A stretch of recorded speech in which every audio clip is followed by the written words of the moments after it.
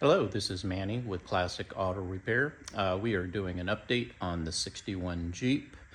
We're about wrapped up with the repair list, and I want to go over those items that we have completed, kind of show you where we're at on the project and what to expect next. As you can see, the truck is all together.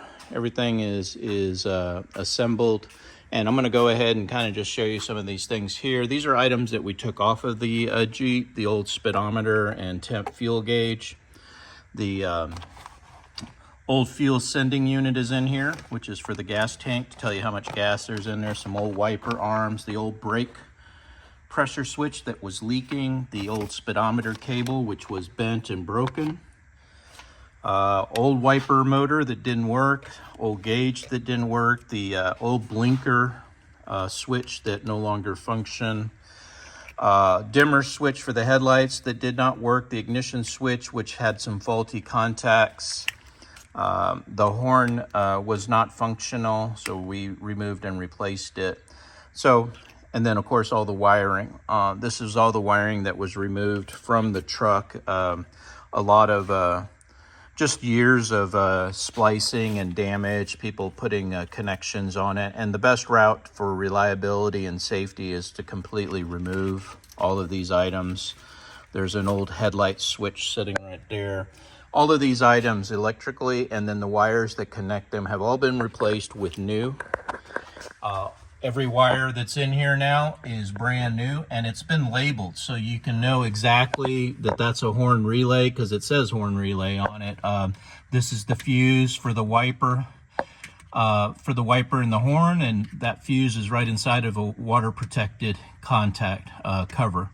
So again, real easy to identify the wiring now, and it is all brand new with the proper connections. These connectors are professional, crimped, and then a heat shrink is put over them to protect them from corrosion and water getting in and causing resistance on the circuit. It's got a new dimmer switch here for the headlights, new plug, and then if you can kind of see up on the back side, you can see all the switches that have been replaced. Got a new ignition switch back there, new gauge pack, cluster, headlight switch is brand new. So going from the front side, a little bit easier to see with the key in the on position. That way you're not killing the battery. A couple of things. One thing is this is a really neat little gauge right here. And what it does is it tells you the voltage of the battery, 12 volts. And it has two USB power ports for your phone. It is waterproof. It has a cover here, and you can just simply push that button anytime to see what your voltage is. So it's a voltage gauge. Oil pressure gauge is working. Got a new headlight switch. See if I can turn off the light here. You can see the lights come on in the dash, and then up in the front and the outside of the car you'll have your headlights and park light circuits. This is a new gauge cluster with speedometer, odometer, temperature gauge, and fuel gauge. This has turn signal indicators, so if you turn the signal to the right, the handle, you get a flasher there, and then you get a flasher pointer to the left, so you know that your indicators are on.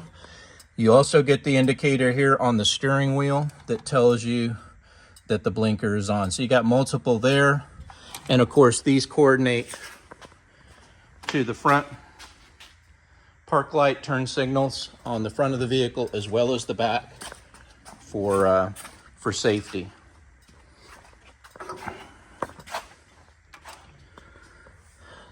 And again, same thing with the headlights. You turn the headlights on, headlight switch, you got your headlight bulbs in the low beam position, you got your park lights on, you have your clearance lights on, and then on the rear, you got your tail lights on, and there is accommodation for a license plate either on this side or this side with the clear lens so that the light shines through on the license plate light.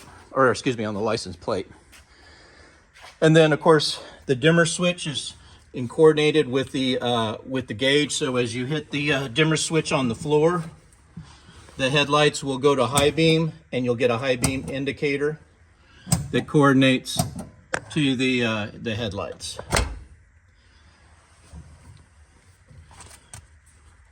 Horn button. You got to have a horn in Texas for to drive it on the road. So we put a new horn in there. This is a negative ground, so you're not going to get any spark if you're wet, if you're driving in the rain. This works off of a negative relay, which I showed you earlier up underneath. It's a waterproof relay. So I tried to design everything with the idea that things might get wet. But obviously you don't want to drive this thing underwater because that does affect the components, the electrical components. So again, the ignition key on position, and then all the way over to the right is to crank, and then straight up the key will pull out. That's the off position. The key will pull out. To the left is accessory. This is your blower motor for the heater, and it is operating. I have all new wiring going to that as well. I also fixed the glove box over there so it closes all the way. That way the seat will retract and go down. And as where we're talking about the seats, you can see that we have the new seat belts connected and installed. These are 3-point safety seat belts with retractors here mounted, and then hardened bolts that were used for the roll bar to connect the anchor points here. This also has the bikini top installed on it, as you can see up here. Turn the key back to the on position, and to turn the wipers on, there's a switch right here. And that's it. So you got a high and a low and an off position on your switch. This runs through a wire that's on a conduit. This wire conduit here. And then it has slack right here. And the reason for that is I adjusted the windshield so it's tight and there's no flopping in the windshield if the bikini top is off. And you simply flip these two handles here that have been, again, readjusted. And this allows the windshield to tilt forward. And this wire connected to the wiper motor has to have slack in it so that it will tilt all the way down. And this cable actually floats inside of these clamps here to keep everything in good condition. I put a washer and a bolt here to cover that big hole that was here in the middle. And I also sealed all the holes in the firewall, as well as the holes in the dash that we did not need for any gauges. Again, this is your turn signal switch. It's got a hazard, flasher, as well as turn signal indicators here. I believe that was everything on the inside of the truck. It has a new sending unit installed up underneath the seat for the gas tank so that it reads the fuel properly.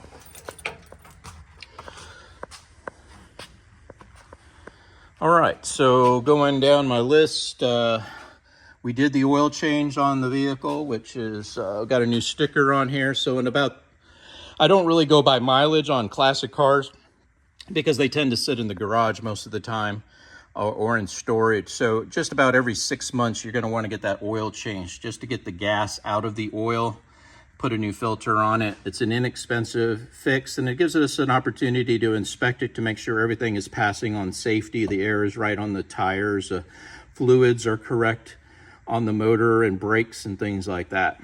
We did a compression test on the motor and it is in good shape. As I said, we did all these dash replacement on the gauges. New speedometer cable. This is the old speedometer cable here that I mentioned earlier. The new fuel sending unit to replace the old fuel sending unit here. Seat belts were 3-point. Temperature sending unit to the motor, and I'll show you under the hood here in just a second. And of course, the new turn signal switch was installed as well. All right, continuing on to the next page.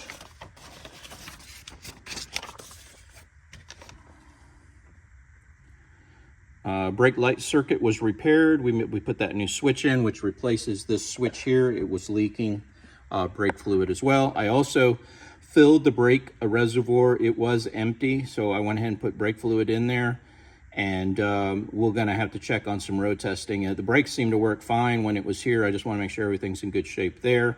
We did a tune-up on the engine, replaced the spark plugs, gapped them to spec, spark plug wires, distributor cap, condenser, replaced the fuel filter, cleaned the air breather, and fuel stabilizer in the gas tank to help with any contaminants that might be in there. We adjusted the timing, the fuel mixture on the carburetor, And of course, we'll do some road testing to make sure everything goes good there. But so far, everything on the motor itself has been working as it should. We replaced the leaking valve cover gasket that was causing a lot of oil buildup and smoking on the engine.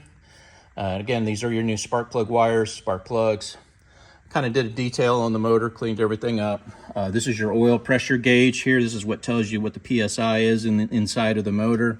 This is your new fuel filter with a thermal cover to help with the exhaust heat here so that you don't create any kind of vapor lock on the fuel.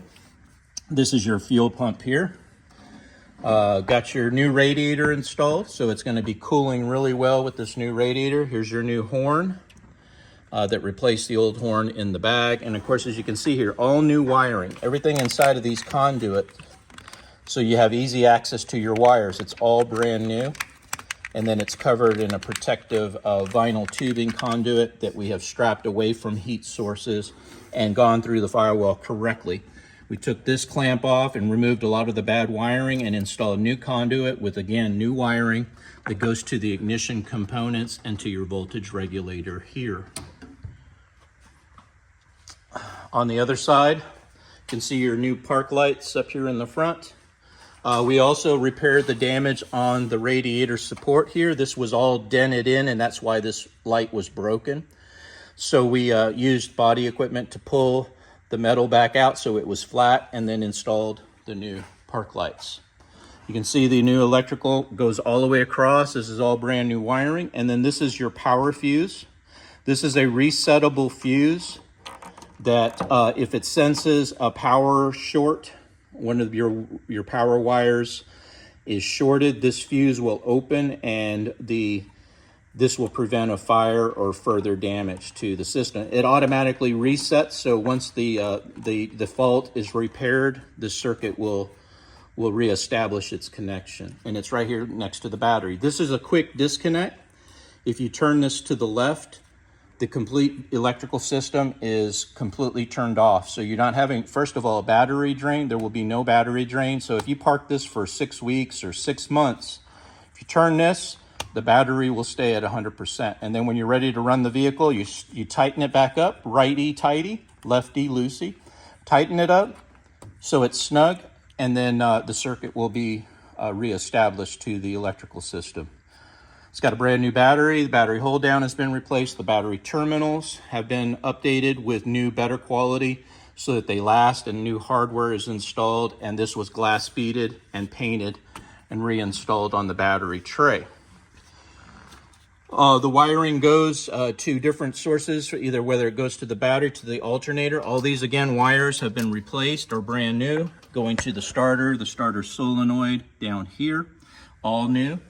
And your coil up here has new spark plug wires as well as wire contacts connected. That is your temperature sender located next to the coil. Tells you what the temperature is on the dash. New hoses, heater hoses installed. Anywhere where we needed to have things replaced, we went ahead and replaced them so that you don't have a failure on this. New air filter inside. Oil again has been changed. It may have a few leaks. These motors are not brand new, so there are seals that are going to leak. Just keep an eye on your oil level. That's the most important thing before you go and drive the vehicle. Check your dipstick. Make sure you have oil in the vehicle before you start cruising around and going out around the area. Okay, so that's pretty much under the hood what we did. Again, new distributor, new cap, everything ignition in here is brand new, so you're in really good shape there. And let's see, okay, moving, again, new suspension. We put some new shocks all the way around it. We lubricated all of the joints on the suspension. Let's see what else we have on our repair list. We did the wiper motor, horn button, the turn signals. We repaired all the electrical wiring. The wires actually go from brand new from this connection right here going into the dash, goes all the way under the frame of the vehicle. These are brand new wires, and they go to the tail lights and brake lights, turn signals in the back of the vehicle under the frame, just as original.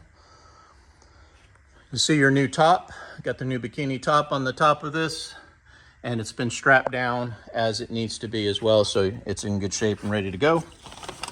Keep you out of the sun. Got the rear shocks were replaced as well as the fronts. We've got the valve cover gasket. Again, wrapping the fuel filter in heat protection. You'll have a copy of all these items that we completed. Gear oil was checked in the axles. Rear tires, we're waiting from the vendor to provide. These are really rare tires to find, as you can imagine. They're a very odd size, 6.5, I believe, is the size, and it's a tough one to get it in a good tread that would be good for both dirt and road, like your fronts. And I'm just waiting for those to be shipped out from the manufacturers. There's been a back order on them for about a year now. Adjusting windshield frame brackets for proper tension. Again, I said this was really flopping. So when you do remove the bikini top, the windshield is going to be nice and sturdy, supporting the wiper blades. And I didn't know if you noticed that, but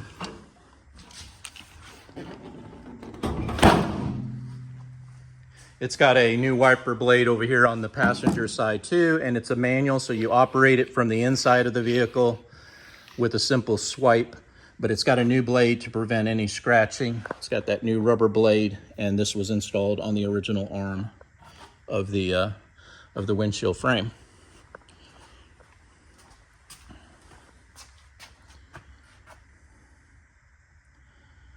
I talked about the headlight switch, the dimmer switch were both replaced as I was going. Those parts needed replacement.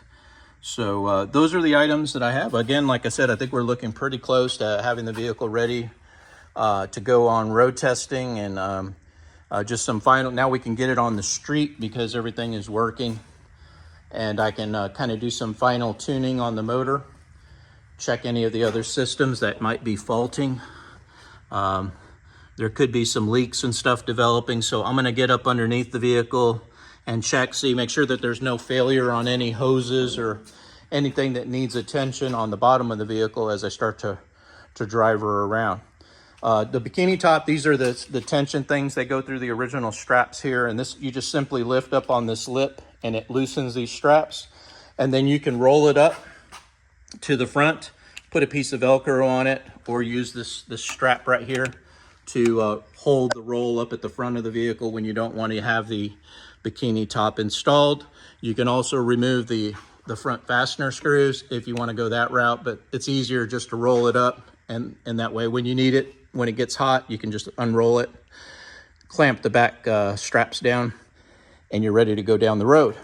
Again, really nice safety feature are these 3-point seat belts, so you don't fall out of the vehicle, plus you're protecting the tilting forward. This is under a quick latch, so as soon as it senses a fast stop, it's going to stop. But when it's slow, these things will open up the way they're supposed to, so that you can get in the vehicle and adjust appropriately. Again, here's the clamp that I was telling you about. You just tilt it to the right. You can open up your glove box, tilt it down. It holds the glove box in place. And just one more time on this voltage gauge, you can just push the button from the outside of the cover. Just push over here on the right side when the key is in the on position. Push to the right and it'll tell you your voltage on the vehicle. Turn it off. That way, if you leave something plugged in here, it doesn't drain the battery, because the ignition switch will cut the power to your power sources here, these USB ports that you can use for your phone, your GPS, or any other devices there. All right, this is Manny with Classic Auto Repair. Like I said, just wanted to give you an update. We're looking pretty good on this. We're about wrapped up with all the items on our to-do list, and I'll be reporting back to you soon. Have a great day. Bye.